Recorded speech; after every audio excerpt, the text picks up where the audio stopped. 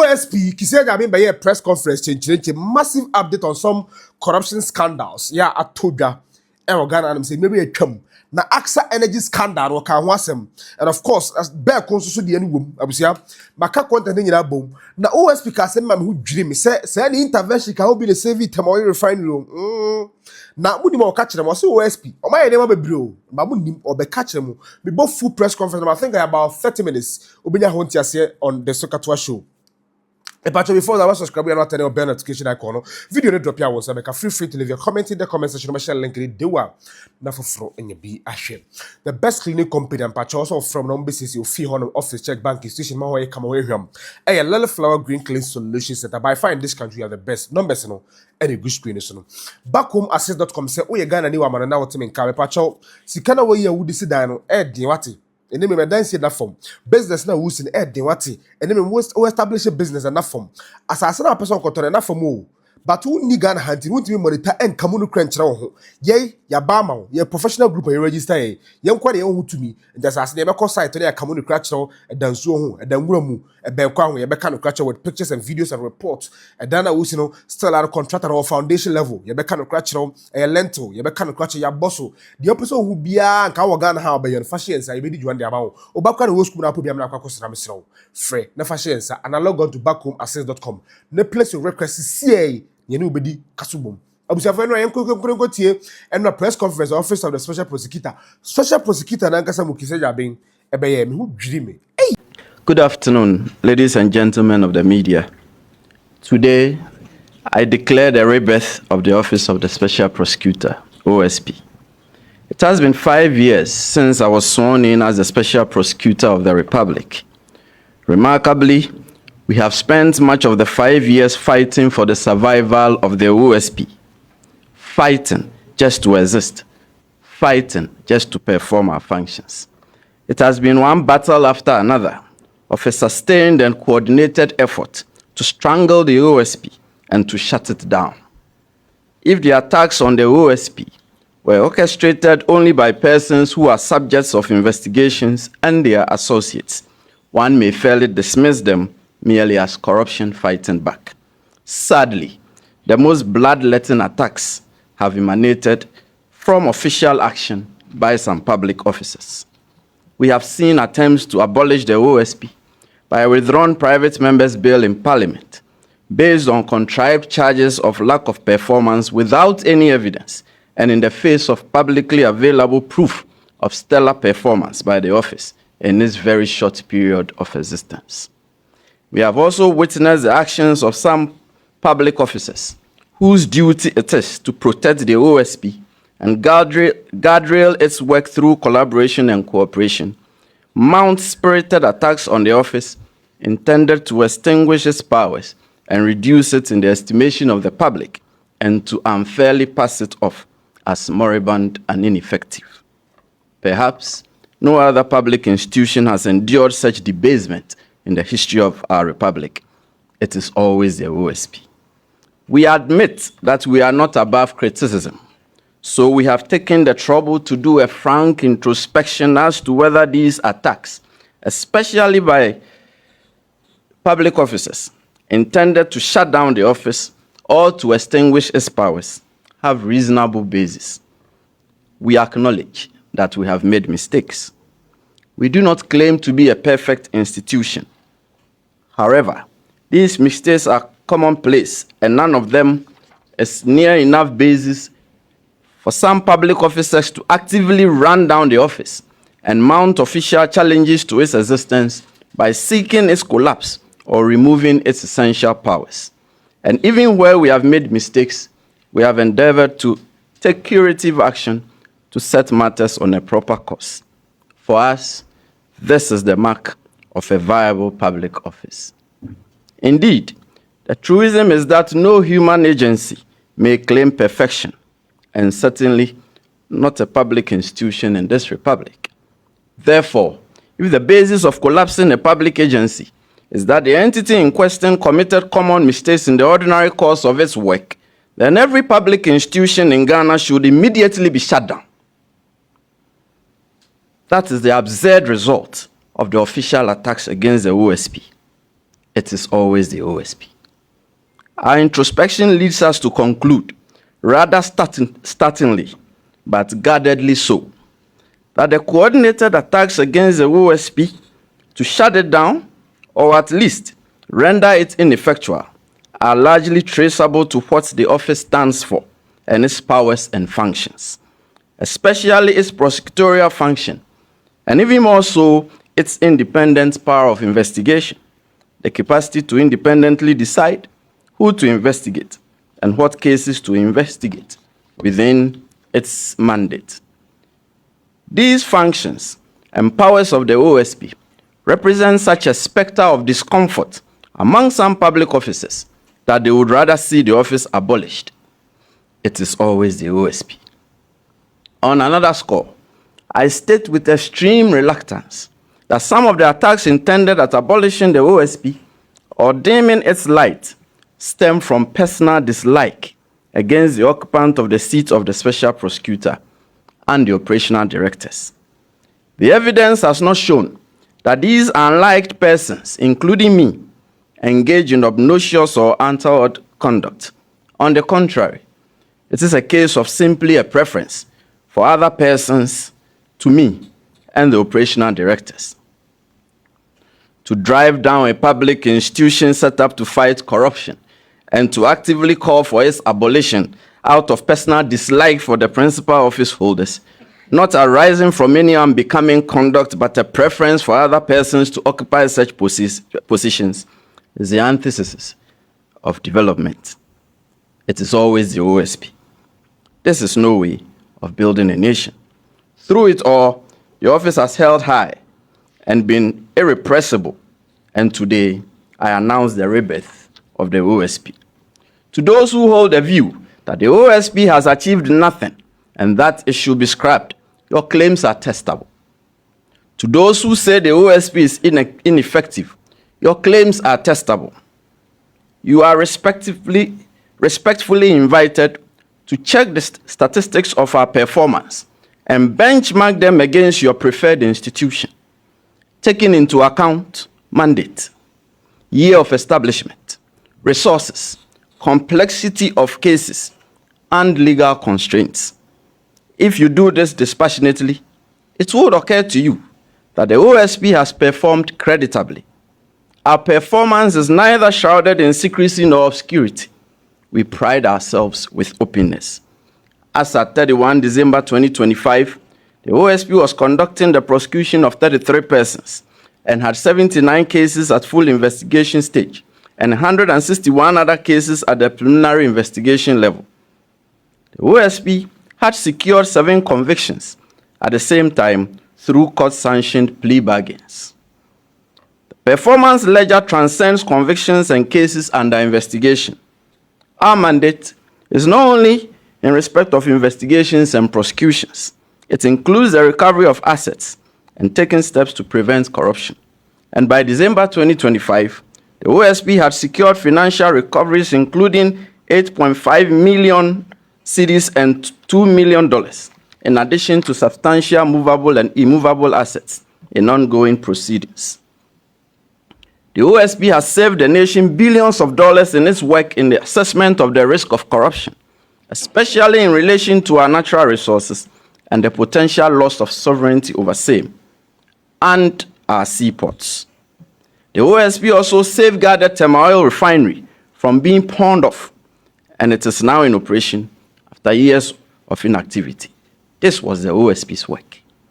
The OSP's intervention in the customs sector has led to a reimagination and institution of a more robust auction of items system and a huge reduction in the often abused customs advance ruling regime in aid of the recouping of more revenue.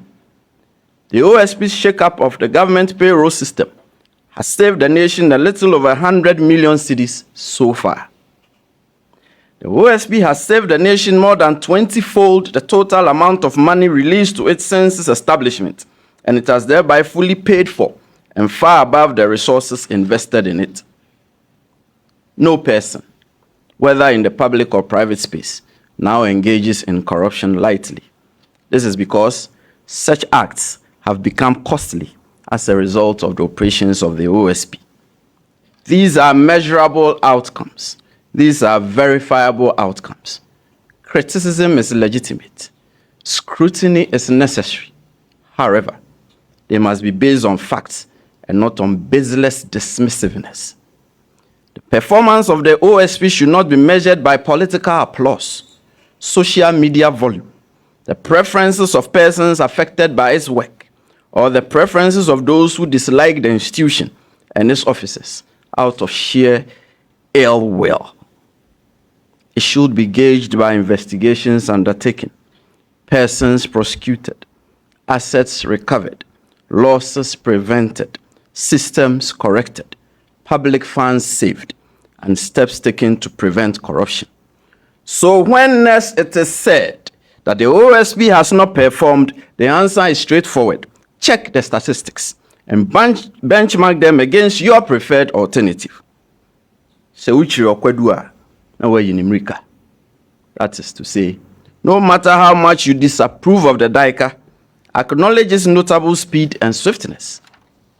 On 15 April 2026, an Accra High Court sought to exercise powers which are the sole preserve of the Supreme Court and struck down parts of the Office of the Special Prosecutor Act 2017, Act 959, as unconstitutional. The High Court decided that the OSP lacks independent prosecutorial mandate. It invalidated all prosecutions conducted by the OSP, and it nullified all convictions and assets secured by the office. It then directed that all OSP cases should be handed over to the Attorney General. The court so decided, although there was a matter pending before the Supreme Court, which was directly on point of whether the prosecutorial mandate of the OSP under Act 959 was unconstitutional. This development brought the investigative and prosecutorial work of the OSP nationwide to a standstill and uncertainty. Other courts, except one, adjourned all proceedings, awaiting the Supreme Court decision. Therefore, prosecutions stalled, investigations were gravely hampered, and corrupt actors became emboldened in their opprobrious conduct. The cost to this nation is staggering. Do the math on what we have lost as a nation as a result of what happened on 15 April 2026. However, on 29 July 2026, the Supreme Court delivered its decision in the much-awaited case of Noah Ephraim Tete Adamte against the Attorney General, which was to decide the fate of the OSP. Upon the filing of the writ by the plaintiff on 8 December 2025, the OSP sought to join the matter, acting upon our gathered intelligence that the Attorney General had no intention of defending the suit, and that he would rather agree with the plaintiff that the impugned provisions of Act 959 should be struck down as unconstitutional. However, we admit that intelligence is not evidence, and so the Supreme Court dismissed our application for joinder on 27 January 2026 by holding that the state, represented by the Attorney General, was the only proper defendant, and that the OSP was not a necessary party. Well, we tried, and the records so reflect that we tried. History may be kind to us for trying to join the suit and not merely sitting back. Subsequent events confirmed our intelligence that on 8 April 2026, the Attorney General obtained an extension of time within which to file his statement of case, in which he supported the plaintiff's case, albeit on his own separate grounds. Consequently, just as we feared and we forecasted in our attempt to join the suit stood undefended until named civil society organizations applied to and were permitted by the Supreme Court to join the suit and file an amicus brief as amici curiae, that is, friends of the court. In this landmark decision, the Supreme Court, by a well-reasoned and emphatic 7-0 verdict, upheld the constitutionality of the prosecutorial function of the OSP and its legal foundation and setup under Act 959, LI 2373, and LI 2374. And the Supreme Court expressly overturned the decision of every other court to the contrary. We express our appreciation to all citizens and organizations who continue to defend the work of public anti-corruption agencies. We set out for a special mention the following civil society organizations that defended the cause in the Noah Ephraim Tete Adamte case at the Supreme Court. Ghana Center for Democratic Development, Monkwaso. Transparency International Ghana, Monkwaso. Ghana Anti-Corruption Coalition, Monkwaso. Democracy Hub, Monkwaso. Star Foundation Ghana, Monkwaso. NORSAC, Monkwaso. Pen Plus Bytes, Monkwaso. Africa Center for Energy Policy, Monkwaso. Odekro PMO Foundation, Monkwaso. A. Rocha Ghana, Moso Monkwaso. Parliamentary Network Africa, Monkwaso. Imani Center for Policy and Education, Monkwaso. One Ghana Movement, Monkwaso.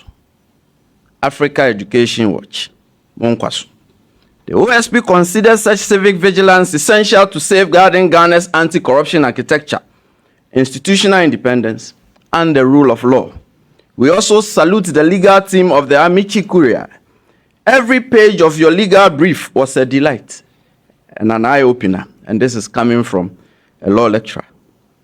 The Supreme Court decision should be celebrated. It has set matters clear as to the functions and operations of the OSP and the coexistent relationship between the Attorney General and the OSP. It has greatly strengthened the fight against corruption, and it is upon the decision of the Supreme Court that I declare a rebirth of the OSP. We will show no fear or favor. We will remain resolute in the lawful discharge of our mandate. We will rigorously investigate cases. We will vigorously prosecute cases where the evidence indicates wrongdoing. We will actively recover assets. We will take all necessary steps to prevent corruption. This is our mandate. Recognizing that the fight against corruption will persistently be heckled by the pushback of corrupt actors, we have championed and we will continue to champion that the powers of anti-corruption agencies should be enlarged and enhanced, especially in respect of two main indices. First, global anti-corruption best practices indicate that broad-based lifestyle audit, non-conviction-based asset recovery represents the fairest and optimal method of frontally addressing corruption and unexplained wealth.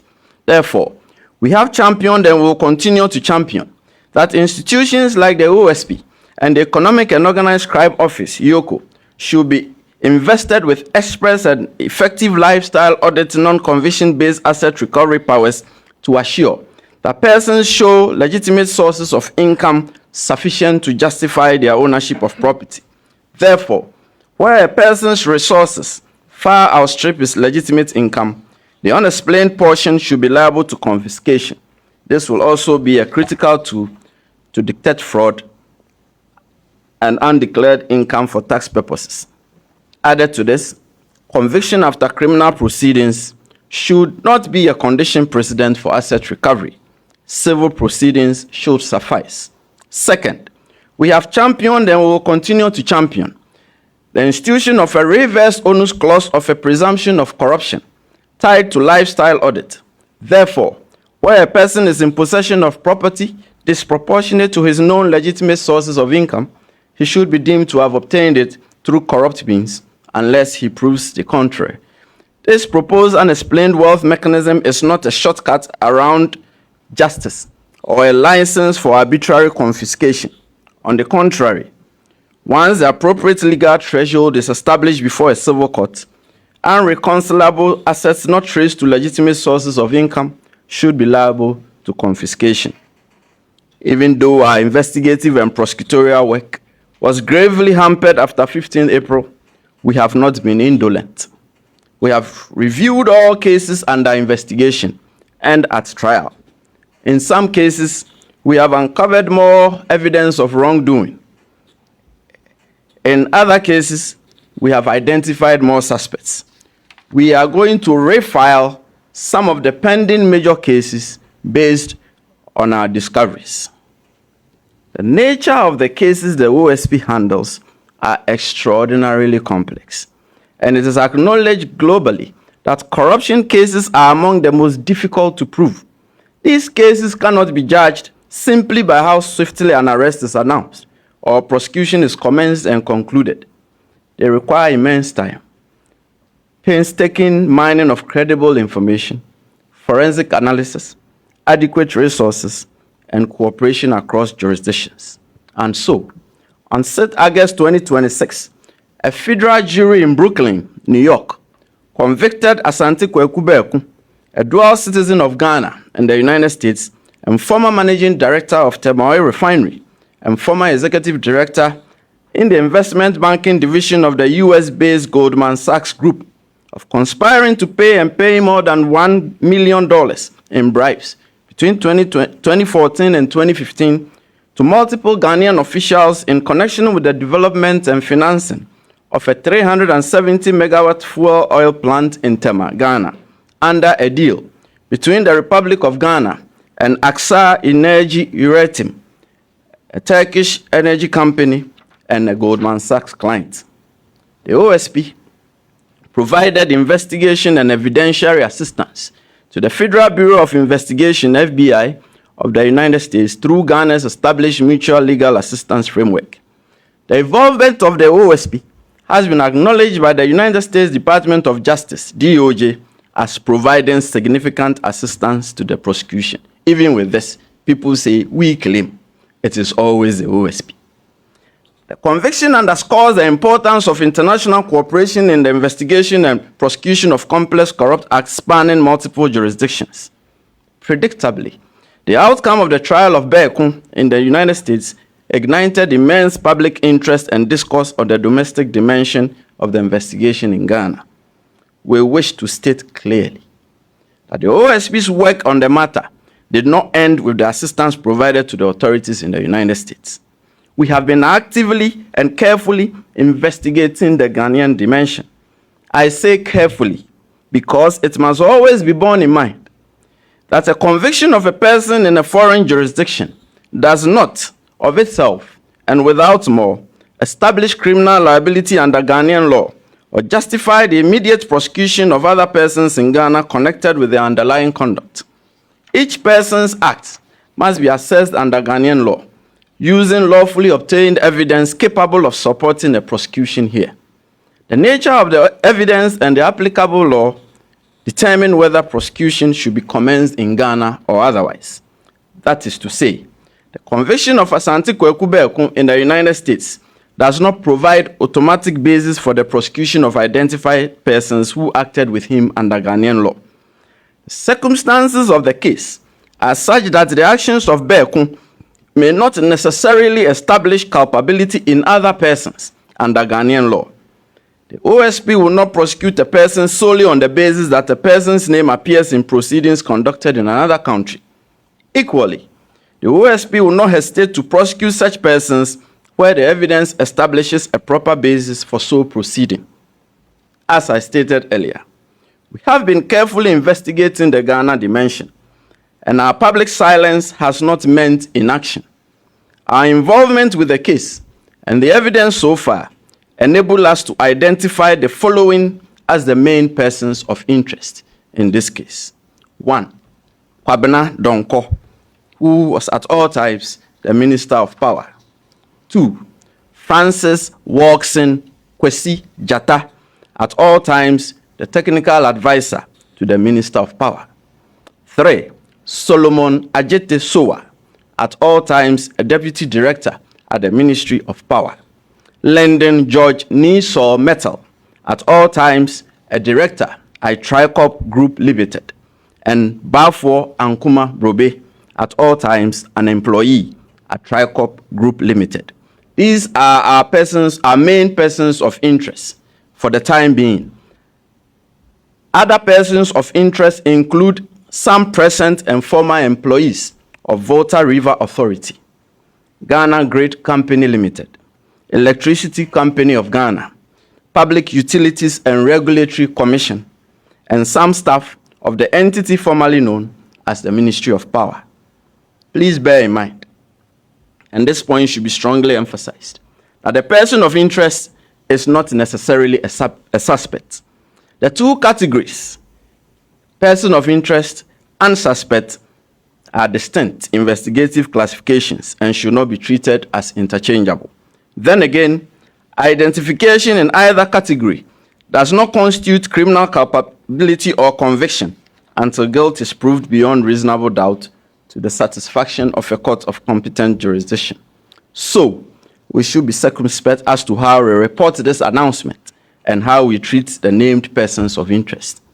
Still on this case, we have heard talk and from official sources that the OSP should not be the institution investigating the matter, and that the OSP lacks the capability and track record to investigate the matter. This begs the obvious. The institution, which provided significant assistance to the successful prosecution of Berko in the United States, rather lacks the capability and track record to investigate the Ghana dimension, and that other institutions, which were not even involved in the matter, are more competent than the OSP. Once again, Uchiro Kwadua, na Wahinimirika. We did the case with the FBI, and you are saying we are not competent to handle the case. What kind of logic is that?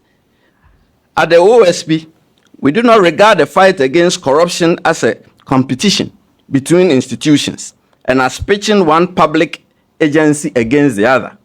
At the OSP, we reckon that the anti-corruption drive is better served through cooperation and collaboration among public institutions. History teaches us that where investigative and intelligence agencies compete among themselves and fail to cooperate with each other, unhappy events ensue, as was the case with the infamous events of 11 September 2001 in the United States. We call on our sister investigative intelligence and prosecutorial institutions. Let us cooperate with each other. Let us collaborate. Let us share intelligence. Let us compare notes. Let us work together. It is one Republic of Ghana, just one. So let us make her great and strong. Thank you for coming, ladies and gentlemen of the media. We appreciate your time. We appreciate your custom.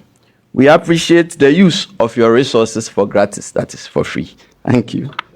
So special prosecutor na busia for mote ne kade kisi aja be me program no SC enche me mobete na Jantuah kan so katwa show. Mo so for Steve Zandonier. Bye bye.